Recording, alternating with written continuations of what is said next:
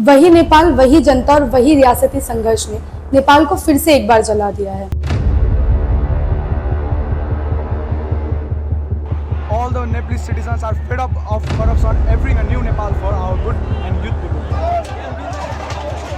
नकारा समझे जाने वाली जेन जी जनरेशन ने नेपाल की सत्ता को पूरी तरीके से हिला दिया और पूरी दुनिया को ये बता दिया कि अगर यूथ एक साथ हो जाए तो नकारा सरकार का भी तख्ता पलट हो सकता है। नेपाल के लोगों ने ये प्रोटेस्ट सिर्फ सोशल नेटवर्किंग साइट को बैन करने की वजह से नहीं, बल्कि वहां पर बढ़ रहे इन्फ्लेशन, अनएम्प्लॉयमेंट, करप्शन ने भी लोगों को सड़कों पर उतरने के लिए मजबूर कर दिया। हालांकि ये प्रदर्शन कई जगहों पर उग्र होता भी दिखाई दिया। जैसे नेपाल के पूर्व प्रधानमंत्री झालानाथ के घर में प्रदर्शनकारियों ने आग लगा दी, जिसमें उनकी पत्नी की जलकर मृत्यु हो गई। कई मिनिस्टर्स को सड़कों पर उतार कर पीटा गया। पार्लियामेंट से लेकर कोर्ट जैसी कई पब्लिक प्रॉपर्टीज को नुकसान पहुंचाया गया। जय हिंद दोस्तों, मेरा नाम है साहिबा और आज हम बात करने वाले हैं नेपाल में हुए जेन जी प्रोटेस्ट की। 8 सितंबर 2025 को नेपाल के जेन जी सड़कों पर उतर आए और उन्होंने प्रोटेस्ट करना शुरू कर दिया। इस प्रोटेस्ट की मुख्य वजह बनी थी सोशल प्लेटफॉर्म्स को बैन कर देना। नेपाल सरकार ने व्हाट्सएप, इंस्टाग्राम, फेसबुक सहित 26 एप्स के ऊपर बैन लगा दिया, क्योंकि इन एप्स ने न्यू रजिस्ट्रेशन रूल्स के अंडर रजिस्ट्रेशन नहीं कराया था। पर ये एक बहाना था यूथ की आवाज को दबा देने का, क्योंकि इन्हीं प्लेटफॉर्म्स का यूज करके जेन जी सरकार की नाकामियों को दिखा रहे थे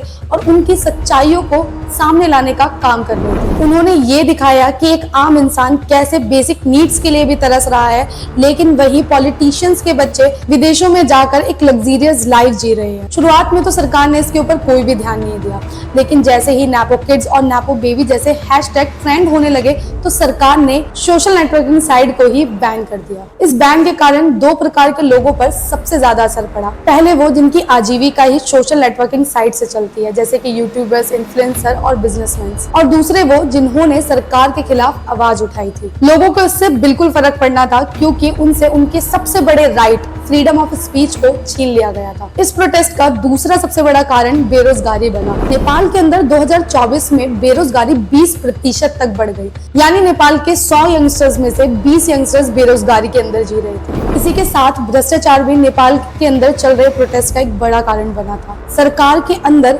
3 लोगों के बीच में सत्ता फेरबदल होती हुई दिख रही थी और कोई भी सरकार अपना कार्यकाल पूरा करने में असमर्थ रही। पुष्प कुमार दाहाल, शेर बहादुर देउबा और केपी शर्मा ओली के बीच में ये पावर बार बार बदलती रही। इसकी वजह से नेपाल में भ्रष्टाचार बहुत अधिक तक बढ़ गए। इस लोकतंत्र को हारता हुआ देख कई लोगों ने ऐसी मंशा बना ली कि अब फिर से नेपाल के अंदर राजतंत्र लागू होगा।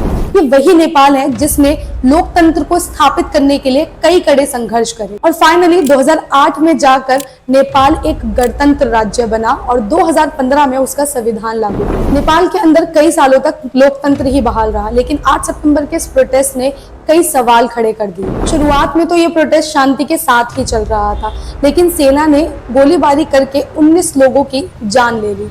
इसके बाद 9 सितंबर को केपी शर्मा ओली ने अपना इस्तीफा दे दिया। पर तब तक जेन जी का आक्रोश इतना ज्यादा बढ़ चुका था कि उन्होंने पूरे नेपाल को ही आग की लपटों में झुलसा दिया। लेकिन आज स्थिति ये है कि जेन जी अब खुद रो रो कर ये बता रहे हैं कि उन्होंने इतने आक्रोश में आकर खुद अपने देश का ही नुकसान कर दिया। नेपाल की सत्ता को कुछ समय के लिए सेना ने अपने हाथों में ले लिया और कानून व्यवस्था को फिर से बहाल कर दिया। 12 सितंबर को सुशीला कार्की ने अंतरिम प्रधानमंत्री बनने की शपथ ले ली, यानी कि वो तब तक प्रधानमंत्री रहेंगी जब तक नेपाल के अंदर चुनाव नहीं हो जाए। और नेपाल में चुनाव कराने की तारीख भी आ चुकी है। 5 मार्च 2026 में नेपाल के अंदर आम चुनाव कराए जाएंगे। इस नेपाल की पूरी घटना से हमें ये समझने को मिलता है कि ना तो हमें तानाशाही सरकार का जुल्म सहना चाहिए और ना ही हमें इतना आक्रोश में आ जाना चाहिए कि हम अपने देश को ही तबाह कर दें। नेपाल की इस पूरी घटना के ऊपर आप लोगों की राय क्या है, मुझे कमेंट सेक्शन में जरूर बताएं और शेयर कीजिए ये वीडियो सभी लोगों के साथ।